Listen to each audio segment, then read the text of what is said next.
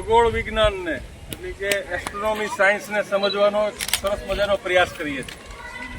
આજે એક તમને ઇનોવેટિવ એક્ટિવિટી કરાવીને આપણા સૂર્યમંડળના ગ્રહો, નક્ષત્રો એ બધાની આપણે સમજૂતા ગ્રહો છે, એની લાક્ષણિકતાઓ છે અને આ લાક્ષણિકતાઓને આપણે સમજ આપેલા ગ્રહો છે ને, જે એ ગ્રહની નીચે લખેલું છે. એ ગ્રહની લાક્ષણિકતા શું છે એ તમારે વાંચવાની છે કે શું છે. હાલો ભાઈ, શનિ છે તો એ શનિ શું કામ સુંદર ગ્રહ ગણાય છે?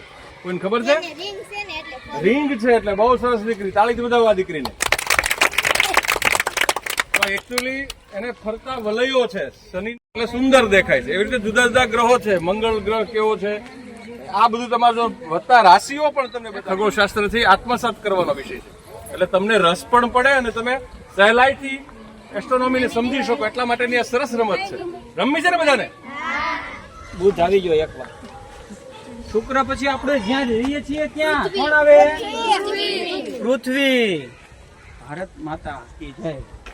પૃથ્વી ઉપર રહેવા વાળા આપણે બોલીએ ને તો પૃથ્વી પછી પૃથ્વીનો એક ઉપગ્રહ છે. એનું નામ શું ખબર છે?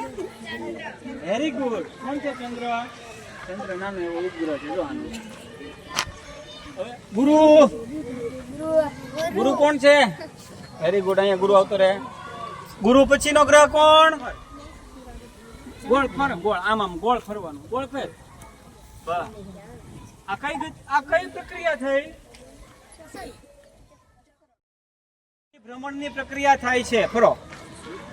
કઈ પ્રક્રિયા થાય છે? પરિભ્રમણની પ્રક્રિયા. Very good. જો હવે પૃથ્વી છે. Very good. જો આ બે પ્રક્રિયા એક સાથે થાય છે. કઈ પ્રક્રિયા સાથે થાય છે? ચાલો કોણ બોલશે? પરિભ્રમણ અને પરિક્રમણ. પરિભ્રમણ, પરિક્રમણ. આ બંને પ્રક્રિયા સાથે થાય છે.